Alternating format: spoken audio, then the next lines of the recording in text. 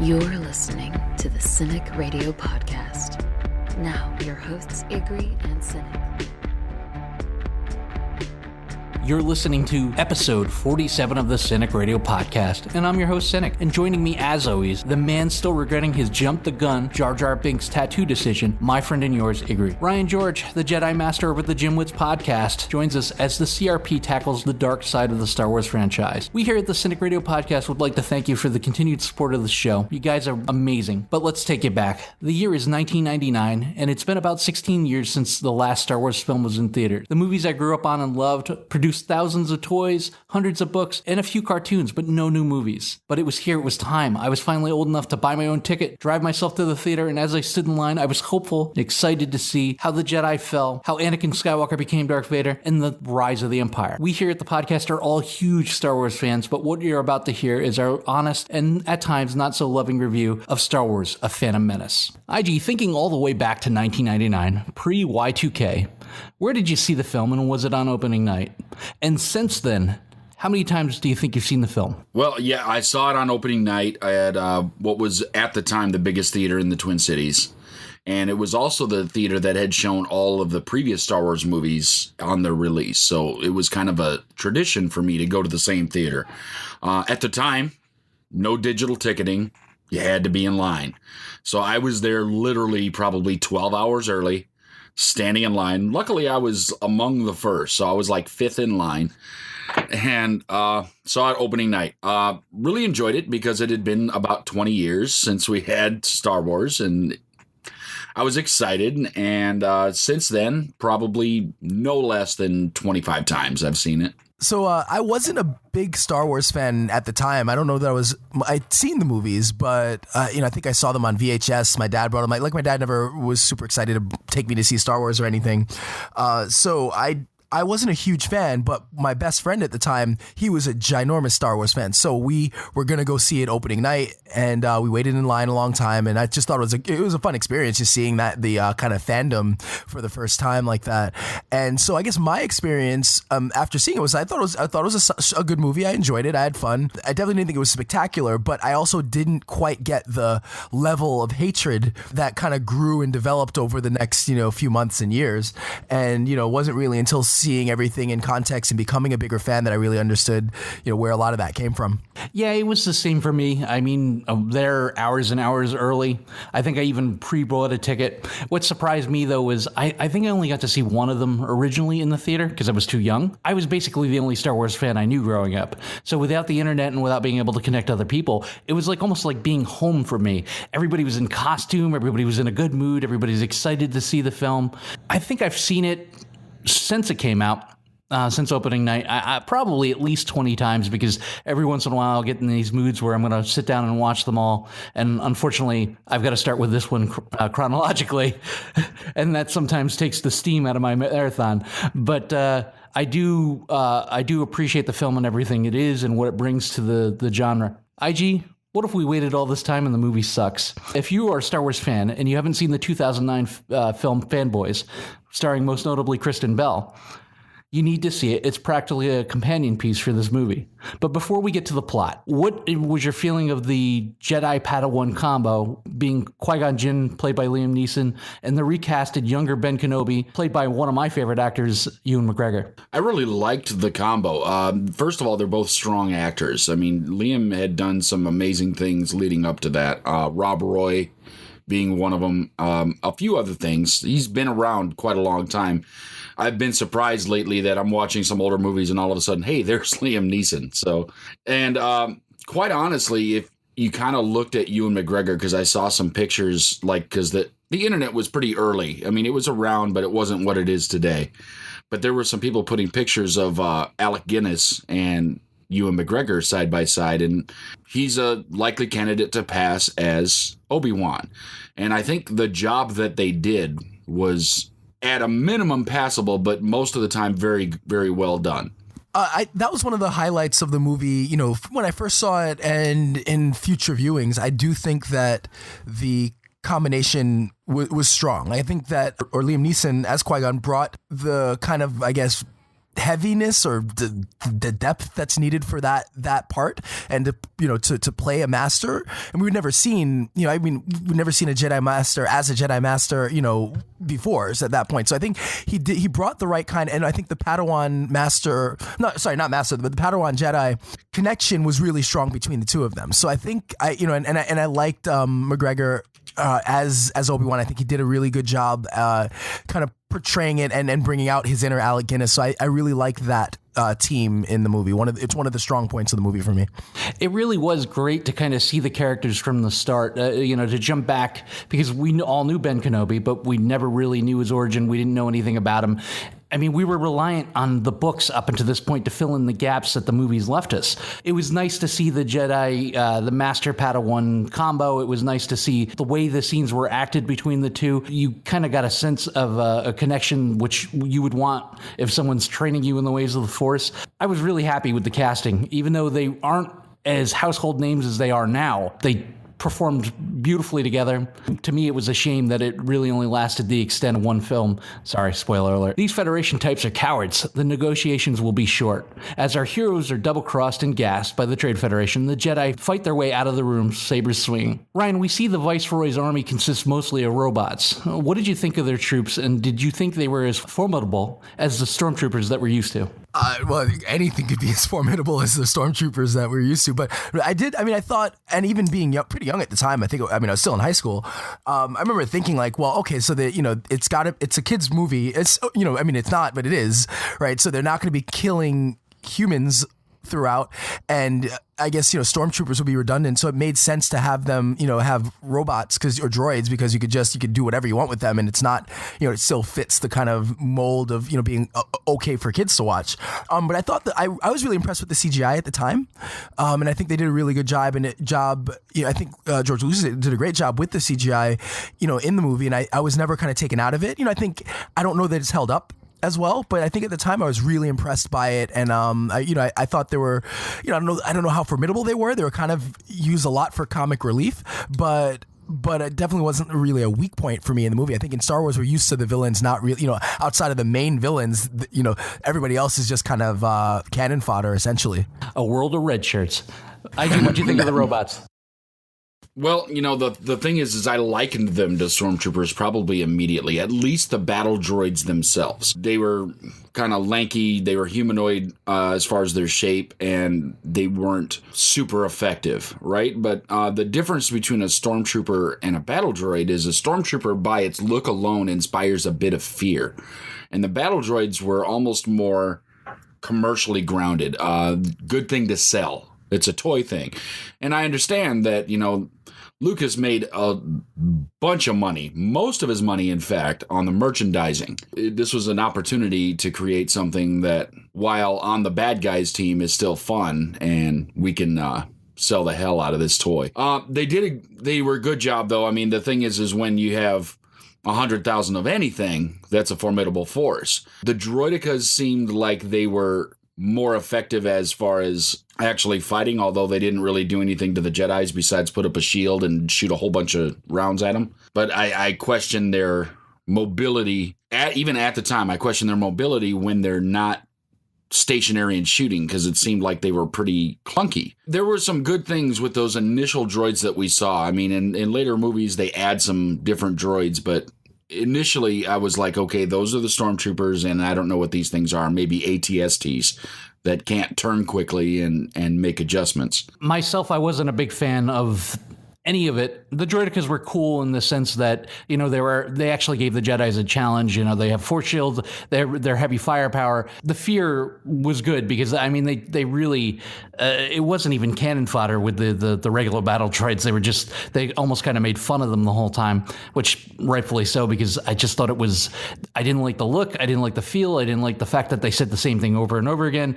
It seemed like a big money grab as far as toys from start to go with it. I have a bad feeling about this, Ryan. As the Jedi stow away on the Federation ship to the surface of Naboo with the invasion force, we run into what is considered the biggest black eye on the Star Wars franchise. You guessed it, Jar Jar fucking Binks. Your opinion on the Gungan menace, and did you realize he would be a constant pain in the ass the whole trilogy? I thought he was annoying, but it wasn't as annoying to me as I think the reaction in the fandom became.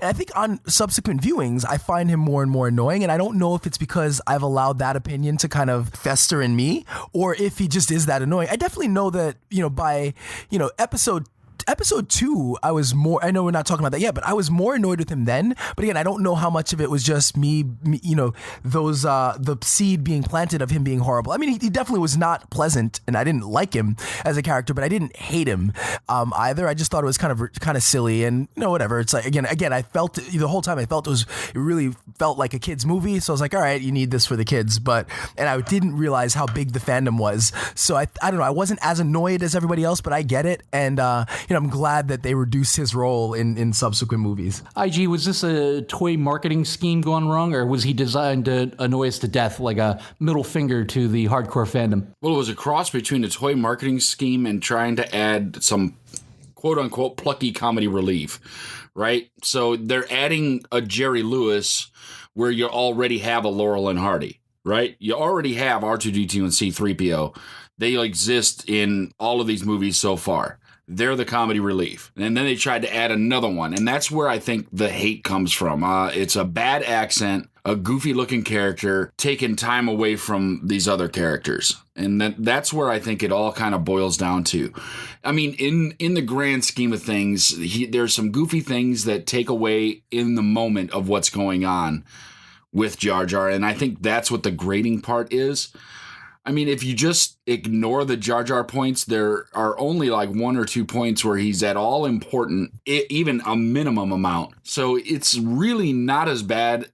I think, I had a point in the middle of my like 25 viewings that I absolutely hated him. And then something clicked where I was like, okay, but if I just kind of, first of all, remember that I'm kind of old and I'm trying to remember Star Wars from when I was a little kid, and just remember this is a kid's movie and watch it for what it is. It's actually gotten better, which is kind of odd to say. I mean, the accent still grates on me. Some of the actions still grate on me, but it's not as bad as it was. So yes, toy grab, definitely, but trying to add extra comedy relief where the extra wasn't needed. I think you're just still trying to justify that Jar Jar tramp stamp that you have on your back. Oh, Jar Jar is the shit. Listen, it's never gotten better for me. And I realized that this was an outreach to a whole new generation of Star Wars fans. And we were looking at kids from 8 to 80, trying to pull them in and trying to give them something to embrace, like much like they are now. It really could be phase 3 where, we're reaching out to different age brackets and different nationalities and different lifestyles. And I hated it. I hate it, and I hate it every time I see it, and it almost makes the first movie unwatchable. And I'm a huge Star Wars fan, and it pains me to say that this seems to be the one thing that everybody fucking picks out to throw barbs at you whenever they find out they like Star Wars. Like, oh, what about that Jar Jar shit? I'm like, listen, dude, I didn't make the movie. I just enjoy the franchise. So, IG, the Trade Federation seems to be in league with some shadowy cloak-like figure. How long did it take you to realize who he was and what he was up to? Well, it didn't take me all that long. But again, huge Star Wars fan, right? It looked like the Emperor. It was the Emperor, although not the Emperor yet. So that's one thing that the prequels brought us, was how that happened. Why is he the Emperor? The big surprise to that, right? You have this shadowy Emperor saying, do these things and everything, and all of a sudden in walks another dude in a black cloak. And I'm like, ooh, immediately, like that was a chill moment. That was like, wow. I remember way back then, and even now when I watch it, I'm like, that is just kind of cool. Darth Maul coming in. Wow. Yeah, even though he didn't do anything in that scene, it was still really, really impactful. Just him standing behind the Emperor is like, ooh, this is a better version of Darth Vader. I can't wait to see what this guy is up to. The Jedis rescue Queen Amidala and company, and they take off for Coruscant. But due to mechanical failure, we get introduced to everyone's favorite droid, R2-D2. Ryan, how do you feel that the introduction of R2-D2 was handled? Yeah, so I thought it was a cool way to introduce him. Again, it's, as everything is in this universe, it's a little convenient that, all these characters kind of for a movie about a galaxy. People are very, very close, and there are way too many conveniences. But again, that's the world. I mean, that's Star Wars, and that's one of the things we love about it. So I thought it was a cool way to introduce him. And again, it was one of those things where it was like a great kind of fan service moment. Where again, I even at this point, like I knew the characters and I'd seen the movies. I just wasn't a big, huge fan at the time. So I think it was a cool fan service moment and a point where like you're in Star Wars. That's the first, it's the first time you really. That's one of the characters you grew up with, and he's right there, in front of you. So it was I think it was a cool moment that worked well. I liked it as an origin moment as well. I mean, all the other astro droids are being blasted off the ship, and R2 comes and saves the day. I did find it a little weird that they suddenly started hanging out with him. I mean, if you bring your car to the mechanic and he fixes it real well, you don't invite him over for dinner, but suddenly this droid is following him everywhere. Well, what did you think of the whole turn of events, IG? Well, the droid following him everywhere, I mean, at the time, it's a tool, right? They're taking it with him so that he can do whatever it is he needs to do. I mean, he's not all that effective of a tool because he's on wheels, but it's kind of a tool. So, and that's the thing, is you see a lot of people in this universe walking around with droids. So, it's almost like, this is my seeing eye dog, I guess, in the way that I'm looking at it. I didn't mind that because all the other Star Wars movies had people with droids following them around. I mean, it was Luke. R2 followed Luke everywhere. So it really didn't bother me. I understand exactly what you're saying, but it didn't bother me because it's Star Wars to me, and that's always what Star Wars had done. They've always got C-3PO following people around, tripping over things and saying the odds are against you and everything else. But R2 was always following somebody and saving the day. I mean, he'd saved the day so many times, it's hard to remember how many times he did. So we end up on good old Tatooine, and we meet a very mechanically talented and extremely talkative young boy. I'm a person, and my name is Anakin. The one thing I can say for young Annie is he spotted Natalie Portman right away, and I know growing up, I most certainly did as well. IG, did Episode 1 Tatooine capture the original trilogy Tat? And did the pod racing scenes help or hurt the movie? Or was it a simple case of style over substance? By this time, we had already had the special editions.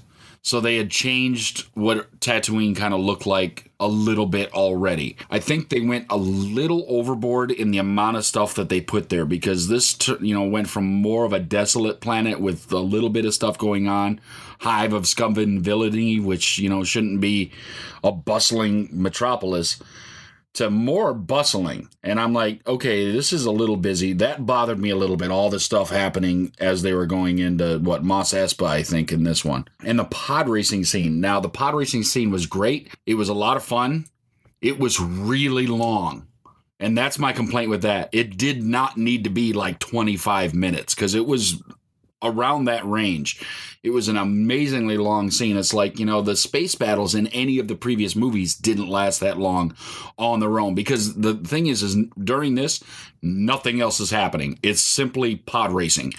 Like even the space battle scenes at the end of any of the other ones, you've got all kinds of other things happening at the same time. So they're cutting back and forth to things. And the only thing they're cutting back and forth to this is the look of, oh my God, to the people watching the pod race. And that it should have been about half the time because it was cool enough to have a longer scene, but not 25 minutes. That was way too much. Yeah, I agree. I think it was a well done scene. I don't hate the scene, and pretty much echoing everything Ike said. It was done well. It was just way too long. And you're right. Like when a lot of the pivotal scenes were cutting between different characters' perspectives, what's going on? There are multiple threads going on at the same time that are at some point going to converge, but in this we just get one scene of him, kind of emotionlessly, driving the pod racer, and again, while it's a well done scene, and I think it really was able to showcase their ability to work with CGI.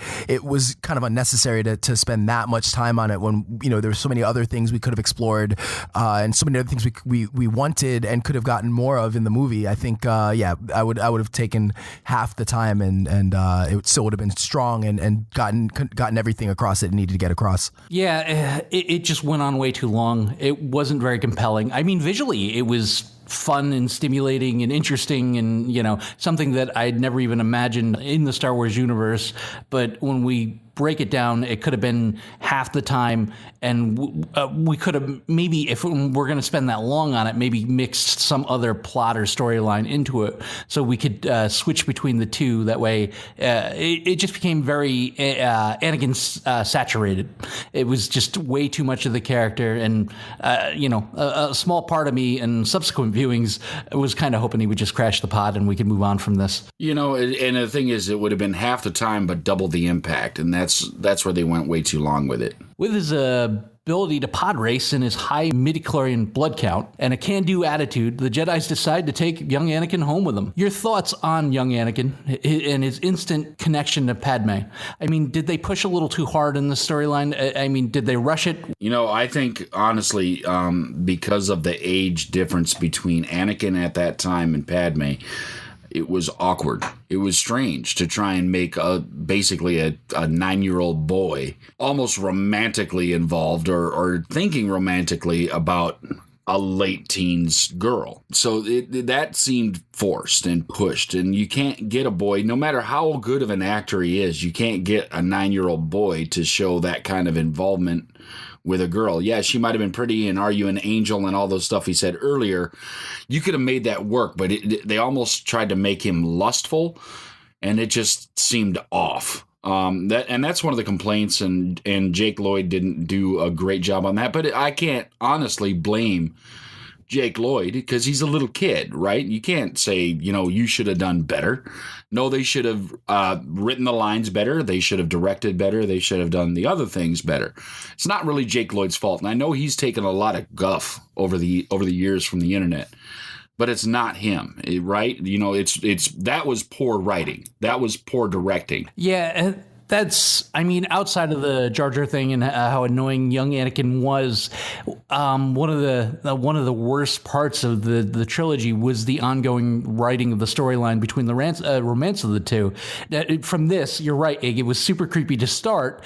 I mean, and but the dialogue even gets worse as the romance goes on. And if you ever want to annoy your significant other, and she's a Star Wars fan, just start quoting lines that Anakin does to Padme, and they will absolutely want to slap you by the time you're done. I hate sand. It gets everywhere. Hold me like you did in the Lake of Naboo. Ryan, the extended coffee break that Lucas took, we ushered out the old school puppets and models, and it was replaced by a younger, sleeker, sexier CGI. In your opinion, did it make the movies better, or did you lose some of that Star Wars feel? And did it make episodes 4 through 6 look slightly outdated? Again, I think in some ways the CGI was done really well, but you lost. And for what it's worth, I remember seeing some shows and different things over the years that there was a good deal of practical effects used for it. It's just that the CGI was so over the top that it really, it kind of just hit you in the face. And so,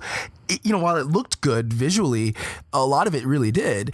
It wasn't the same world. It wasn't the gritty world that we're used to. And that was part of Star Wars. And even in the special editions, you get the same thing when you watch the special editions compared to, the unedited versions. There's a huge difference because you really get a feel for the world. And while, it's a little bit cleaner and there's way more bells and whistles, it's just not. It doesn't feel the same. And so I think that it would be a strike against the prequel trilogy that, while the CGI was good, it could have been used to better effect if he had toned down on that and really enhanced when they did use practical effects, really showcase that. So I think it's a bit of a strike against the prequel trilogy that the CGI was just way overdone. One of the things that as you were saying, one of the things the special edition did is some of the things for CGI were amazing, and that belonged there, and some of the things didn't.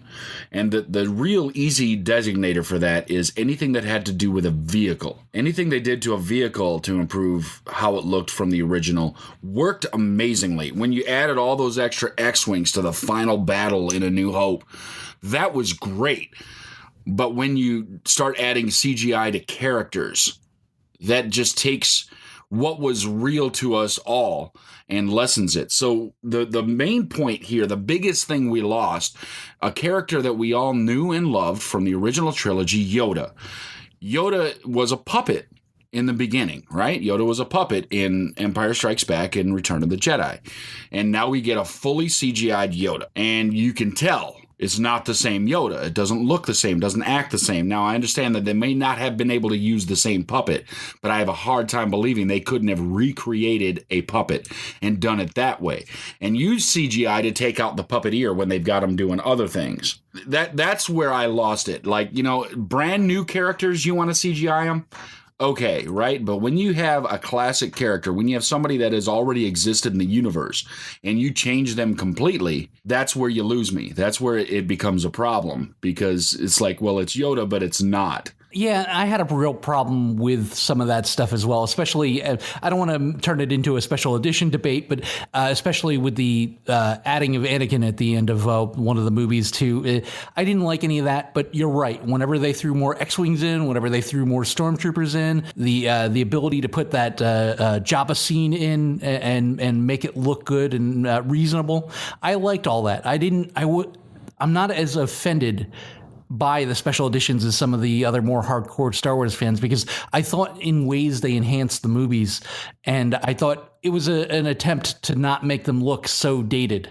But I agree. I think we should have gotten a very similar feel to Yoda rather than like this CGI Super Ninja. Well, and they still had Frank Oz. Frank Oz was still doing the voice. Why couldn't they just have let him puppeteer as well? Because he was 150 years old at the time, IG. He's still alive, so he's got to be 175 now. So we got the hyperdrive fixed, ship's ready to go, and we're attacked by one of the most awesome characters ever created in Star Wars. Amazingly agile, menacing looking, Darth Maul. They barely escape with their lives. IG, as Star Wars fans, we all grew up with a little bit of Vader envy. I mean, with the exception of Han Solo, the dark side or the Imperial side or the bad guys were always given the much cooler villains than we got heroes. What was your thought upon seeing Darth Maul in action? Well, having only seen a quote-unquote Sith Lord in Darth Vader up to this point, it was almost like the Frankenstein. It was slow and lumbering but very definitive. It's like, I'm just going to move in this path because I don't have to run. He's kind of like the Pepe Le Pew of Star Wars, right? I'll just walk after you and I'll catch you eventually. This guy rolling in on that speeder bike, flipping off, doing backflips and racing and everything else. I was like, whoa, where did this come from? It was wholly unexpected. Right up until that moment. Now, like, we had seen trailers and everything and seen this cool guy with the red and black face, and he was like, oh, that guy looks cool. And then he starts doing this stuff. It's like, whoa, that guy is cool. I mean, he hadn't said much at that point, which I don't think he says more than 8 words in the whole movie, which is just fine. To see a Jedi flipping around and doing everything that Darth Maul does, wow, that was my impression then. And I stand by it now, that he is still one of the coolest characters to ever come around. He really was impact. I mean, from the second he hit the screen, it was, holy shit, this is the best thing ever. And this goes back to my question of the new movies making the old movies look bad. The only point of reference we had was Darth Vader, and he could barely swing his lightsaber at times, and he had a little bit of use of the Force, and it was really toned down and finally, this isn't your father's Jedi. I mean, Darth Maul hits the scene, and it's everything that you would imagine or want a Jedi fight to be. A couple years later, the reason IG and I met was a game called Star Wars Galaxies, which was an online MMO. And the impact of Darth Maul was that you could have been any number of species. Just about everybody chose Zabrak. Everybody wanted to be Darth Maul. Everybody ran around with characters looking like Darth Maul. I was excited about the character. I mean, it makes Vader look terrible, and Vader really didn't get a good go until, just recently in Rogue One, where he finally looked like the badass that we all wanted him to be. So Darth Maul, definitely one of the best characters ever. Ryan, what do you think? Yeah, I agree. I think his impact was huge in that moment, and for the time that he was in the movie. I think he, the look, everything about him, they got right. And without going too far into the movie at this point, I think just the look was great. The way he moved. Yeah, we rarely saw that in anything, let alone Star Wars. So, I think, again, one of the great things about the prequels was that the fight choreography was just phenomenal a lot of the times. Sometimes it could get a little over the top, but it was so much better than what we had gotten in the original trilogy that, it was fantastic. And I remember even even seeing that thinking, wow, this is really cool. Like seeing guys, seeing a guy with a lightsaber versus a Jedi, and they're not just like kind of weakly, swinging their swords at each other. They're moving, like they're athletes. They look like real, fighters. Like that was really cool to watch. So we finally reach Coruscant, IG, and we meet good old Senator Palpatine, who's doing everything he can in the blockade Naboo in the Senate. However, the Supreme Chancellor is weak, and we need to have a quick vote of no confidence, and that would help, and that will help to install a more powerful person in that position. So this could only go one way, right? Before there was a Game of Thrones Littlefinger, we had Senator Palpatine. How soon did you become aware of what was hiding behind everything he was up to in this so well hidden but obvious power grab? I knew immediately, but again, Star Wars nerd, right? I got it. Palpatine, he was Emperor Palpatine. I got it. And I know that this was kind of the beginning of the end. This is where the power would start to shift to him. I didn't mind it. I just thought that, it seemed a little convenient how quickly he got things to work. But then again, if you look at it the other way, the person that he tried to get to call for the vote of no confidence was the person whose planet was being directly affected. So and she's young, right? They're saying that she was like 16, 17 at the time, queen of the planet. And you're going to try and coerce her into something, and everything you say sounds logical. Well, if it all sounds logical, then why not, right? If I can save my planet, if I can save my people by trying to move some power around, then let's do this. So while it seemed convenient, it also made sense. I did like it, and I did like Ian McDiarmid. He's a good actor. He's been around a long time, just like some of these other actors. And he did a pretty good job of kind of doing that used car salesman look and voice and everything to try and sell what he was trying to do to take over the galaxy. I thought the scheme in itself, hence the name of the movie, The Phantom Menace, I thought the scheme in itself was pretty ingenious. I mean, to create all this and then to install yourself into power. But I know, Ryan, one of your pet peeves is things being rushed. Did the whole scheme feel rushed in the context of the movie? It's funny. It is a huge pet peeve. I think in movies, because you don't have a lot of time, I give it a little bit more room, or a little more leeway with the movie. I never got the feeling that it was rushed. It definitely felt convenient, but I loved Ian McDiarmid's performance. I think he's one of the best things about the entire movie, and I love the he was able to kind of subtly, when he needed to be a little snivelly, he was snivelly. When he needed to be conniving, he was conniving. When he needed to be menacing, he was throughout the trilogy. When he needed to be menacing, he was menacing.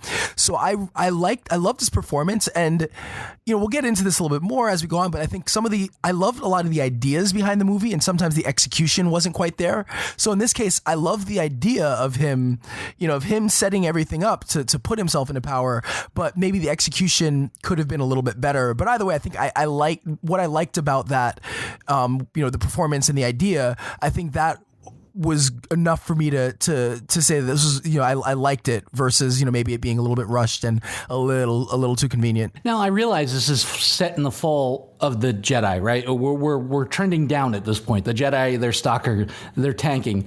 But Qui-Gon and Obi-Wan, they return back to the council. They report the rise of the Sith, which is basically disregarded.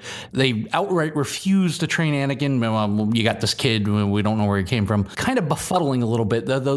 Did you have a problem with the way that the council itself was portrayed? I mean, they seemed clueless. They seemed almost powerless. They're like, we're just along for the ride. We don't really know it. Meanwhile, these guys are supposed to be the most powerful guys in the universe. They're supposed to have all these powers and wisdom, and they kind of look like a group of fools just sitting on silly little chairs. And this kind of likened right to a more recent thing, like the Macers here in the last season of Game of Thrones, where somebody is honestly standing there telling them this is happening.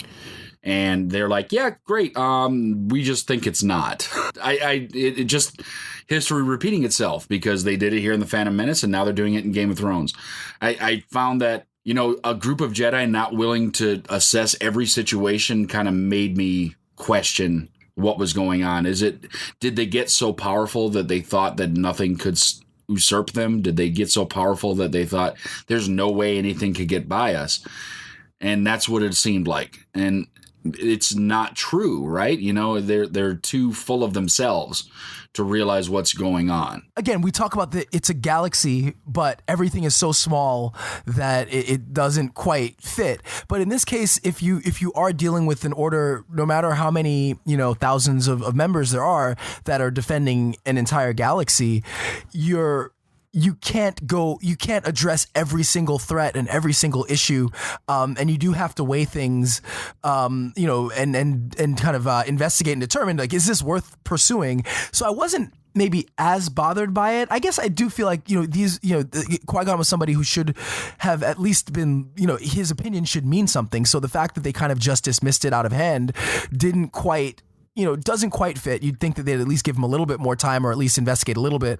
But I kind of feeling like with a galaxy-sized problems, that maybe it's easier to say, all right, well, we need more evidence than just more than just kind of circumstantial evidence or someone's word. I can kind of get that. But again, the execution wasn't all that great for it. Yeah, when that someone's word, though, is another Jedi Master, I think it would carry a little more weight. It didn't seem to carry any weight, because they're like, well, Qui-Gon's still kind of an outlier. Even though we've given him the rank of master, he still kind of believes some things that the rest of the order doesn't kind of take into, because they kept saying like, he's big on the living force and everything, and we're just more on the force. And they just tried to explain it away, but he's still a master, and that should carry weight, and it didn't. And that's what, even at the time, kind of bothered me. It's like a master is showing up. Now, he's not part of the Jedi Council, which are still masters, or maybe you look at them more like grandmasters. But grandmasters that assigned a title to somebody and they still don't want to listen to him seems odd. Seems off. He had been kind of a rebel, so like maybe that could be play into it. But you're right, like it is a Jedi Master, so his words should mean something. But it could also be part of, he's always kind of on the fringe, and he's always, there maybe are issues with him, so they're maybe a little bit more skeptical to, with what he has to bring to them. But yeah, no, I definitely agree that there should have been more than just kind of outright dismissal. That was a little strange, but yeah, it was, again, kind of part of the writing. I think that could have been, done better. It could have been better with a better writer. That scene would have, could have played out, stronger. Our heroes return to Naboo to straighten some shit out, and the battle is on. The Gunkins agree to attack as a diversion to draw the robot forces away from the city, and the Jedi and Naboo soldiers attack the city's capital, trying to capture the Viceroy. Again, I have a problem with this, and somewhat of the most convenient writing in the whole franchise. Somehow Anakin knows how to fly a Naboo fighter and destroys the mothership from inside with the help of autopilot, R2, and a whole lot of bullshit I don't want to get into. Shutting down all the droids and securing the win. Ryan, what was your feeling on this horse shit? Well,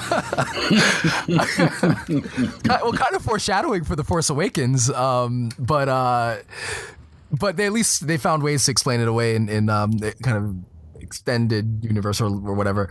But it didn't bother me in the moment, but yeah, watch on subsequent viewings. It's like, wait, what's this? Like this, this is crazy. I mean, I know he's powerful and he's, obviously very intelligent, but that was very convenient writing. And I didn't, it's one of those things that it does take away from the movie quite a bit, that, at least find a way to explain it. And maybe that's why they gave us that, the 25-30 minutes of him of the pod racing scene, to show that, oh look, he's great with vehicles, so yeah, sure, he can learn to fly really quickly. But yeah, it wasn't the best, definitely wasn't the best scene or the best thought out part of the movie. Yeah, we wrote an apology after that one. I mean, in context, this was this episode's Death Star, and he just casually flew in, not knowing what's going on, kind of crashed, looked around, shot the right thing, got out okay, and, we win. I'm not buying it. I don't like it. It makes me cringe every time I watch this movie. I thought it was just terrible and terribly convenient writing. It's probably the biggest black eye as far as this in a series of black eyes in this movie, because we just don't have enough eyes to blacken. I have a real problem with this. IG, what do you think? Well, all we needed, the only thing the scene was missing was a yippee, and we'd have been fine. Oh, if the God. kid would have yelled yippee, and we would all been sold, right? No, it was terrible. I mean, at least in these other movies, they explained that there's something you can do to make your plan work. No, this was all just happenstance. It's just, and a kid can, I have to imagine that there's got to be some difference between flying a space fighter and a pod racer. There's got to be some difference. It can't be exactly the same. So just because the kid can pod race, he's been on Tatooine as long as he can remember. He doesn't know anything about being in space and flying a spaceship. Yes, it bothered me. It was a problem. And especially when nobody had, even the Naboo fighters themselves, the people that were trained and were flying those ships, had no idea what to do to stop the droid invasion. They didn't know, and all of a sudden he just, like you said, crashes in. Oh, let's shoot that. Bing, bing. All right, I'm leaving now. No. It needs to stop.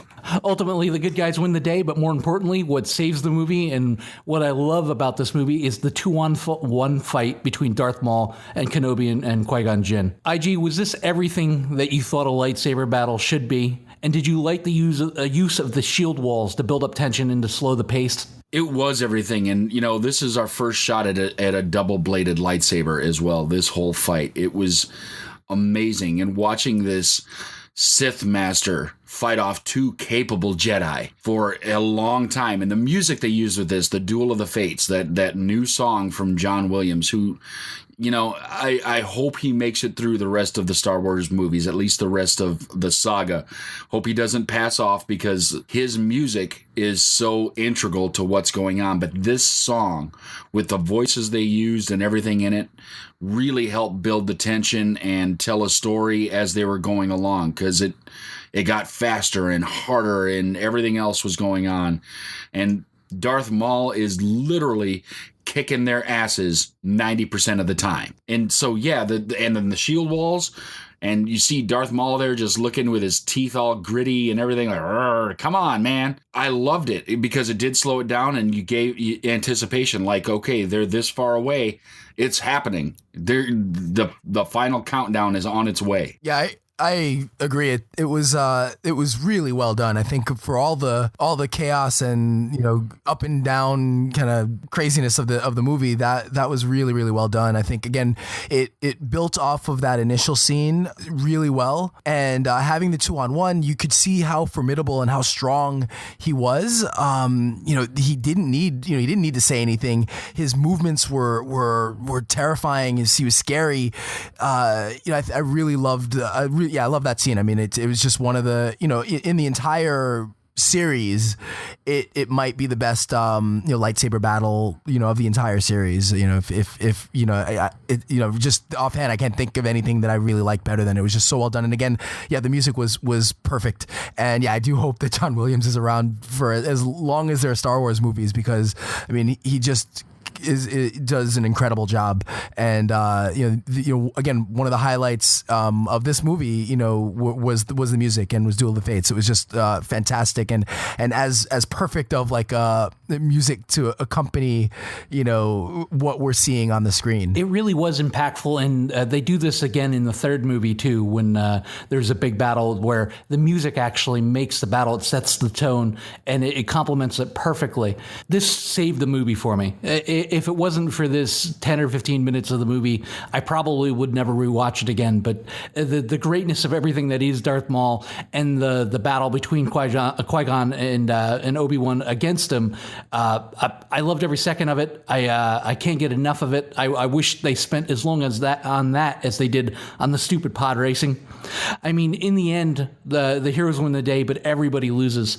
IG, what's your thoughts on the demise of Qui-Gon, the battle itself, and us losing Darth Maul after one film? The battle with Qui-Gon, losing Qui-Gon, that needed to happen. I liked that happening because we needed to move Obi-Wan up, because we had already known from episode 4 that Obi-Wan had taught Anakin.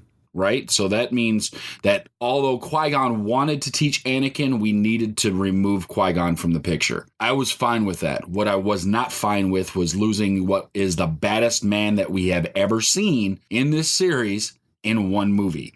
They didn't need to keep creating Sith Lords all the time to make this happen, right? We could have just had Darth Maul as the big bad until Vader came around. Now, I'm not the person making the money decisions and everything, but I can't imagine Ray Park cost that much money to have doing that role. I mean, he hasn't done much since. He did one X-Men movie and has some bit parts and some other things. He was in Fanboys, though, so I'll give him that. Losing Darth Maul was a huge blow. Now, and even the way they lost him was very Boba Fett-like. If I can bring up another reference, right? Real quick, real kind of like, really? That's how we're going to lose him? Just one whap. Oh, you're done. Cut in half, no less. Cut in half. That's all she wrote. I mean, the speed at which it happened was just as easy and fast as the speed at which Boba Fett got killed off in Return of the Jedi that I'm sure we'll talk about in the next few weeks. We'll get to that. But yeah, it hurt to watch somebody so cool go away so fast. I agree, and it's kind of for a kind of overseer in Lucas who is focused on merchandise. You would think that setting up because this is my thought was wow, we're gonna see Vader versus Maul at some point. I mean, just that would have been amazing. And so to have him go so quickly with such a large but short presence didn't make sense. And yeah, the way he went, it didn't that the whole battle was great, but it didn't end work for me. And Qui-Gon had to go. That made sense. But to have him go like that really just didn't do service to the character and to what they had done to build him up. At that point he was the best thing about that movie. And at a minimum it's like, okay, well, that would give us something to look forward to in episode 2. And unfortunately just through the prequel trilogy nobody lives up to what Maul, and he, again, in his short time in that movie he did so much, and I don't think they ever met that. And so yeah, it would have been great to see him in the throughout the trilogy as the villain, or the kind of the person that Vader would have to defeat in order to move on or to become Darth Vader, but we just never got to see that. That really would have been amazing if they did set up that showdown, because we wouldn't have had to wait all the way to Rogue One to see a badass Vader. A Vader Maul fight would have set the tone, and I would have loved it to death. They tried to rectify this mess or this bad decision, and I think they know it was a bad decision on the Clone Wars cartoon, because we got several different reincarnations of Darth Maul, one with a spider body, but don't get me started on that. But they did bring him back, and I mean, he was around for a little bit longer as far as the canon goes now, but I thought that was a huge mistake, and I thought they dropped the ball on that. But the fight did make the whole movie for me. It's the reason why I rewatched the movie, is those small glimpses of this ultra villain that we got that just got snuffed away so quickly. Ryan, your final thoughts on the movie and your rating? Final thoughts on the movie. So on rewatching it, so it's a movie I probably, of the prequels, I've definitely seen Revenge of the Sith the most.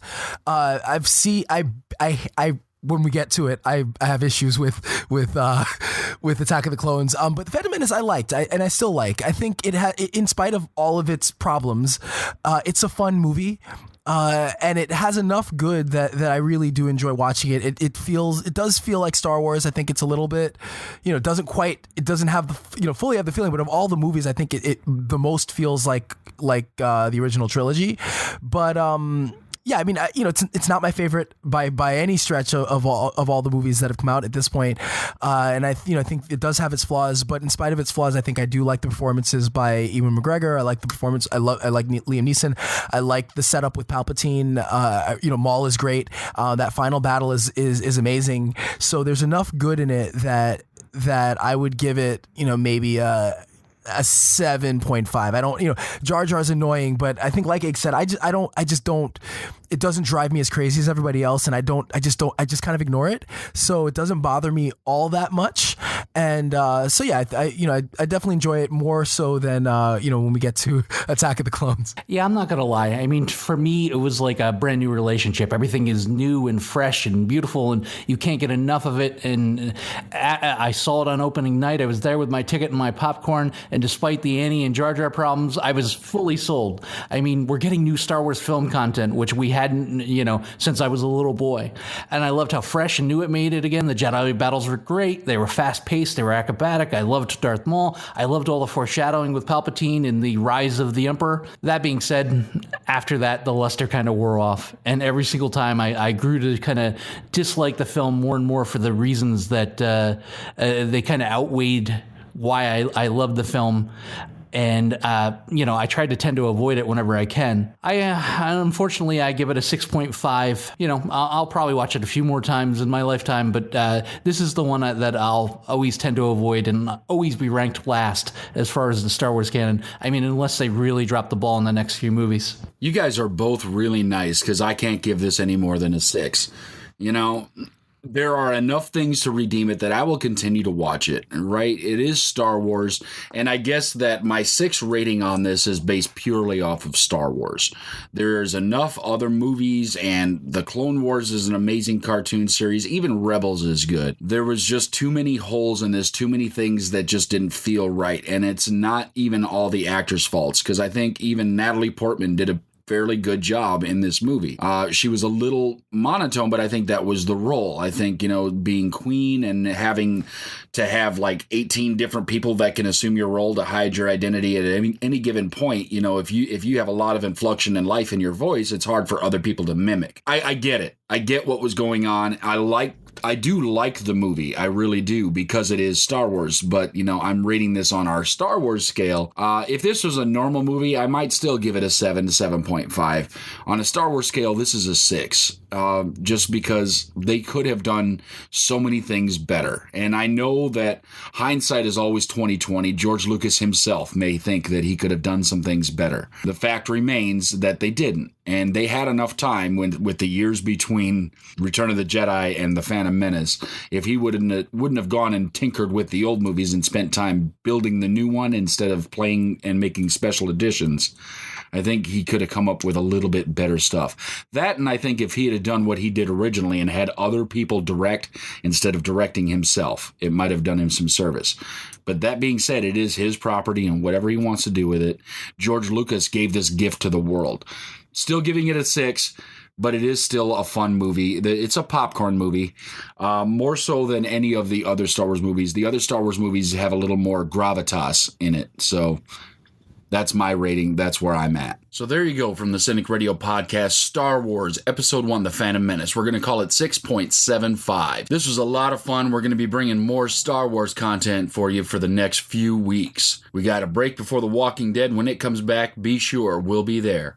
Next week also we'll be coming back with more What's Up and Really. But until then, you have reached the end. This is it of episode 47 of the Cynic Radio podcast. I'm your host, Igrahi, and with me has been my Padawan learner and co-host, Cynic. Also joining us has been Sith Lord Ryan George from the Jimwits podcast. You can find him over at thejimwits.com. Please send us your comments, questions, concerns, and whatever the hell some midichlorians are to cynicradio@gmail.com. Find us on the internet at cynicradio.com. Look for us on Facebook at facebook.com/cynicradio, and find us on Twitter at Cynic Radio. Also, head over to tpublic.com and get your own Cynic Radio podcast gear. We got t-shirts, shirts, cups, everything else, stickers. You want it, we got it. Go there and support your favorite podcast by wearing some of your own Cynic Radio podcast swag. Thank you again for all the continued support and love. We love every single download we get. You guys are the absolute greatest. And until next time, don't get captured. Follow the podcast on Twitter, Facebook, and at CINIKRADIO.com. Available for download on iTunes.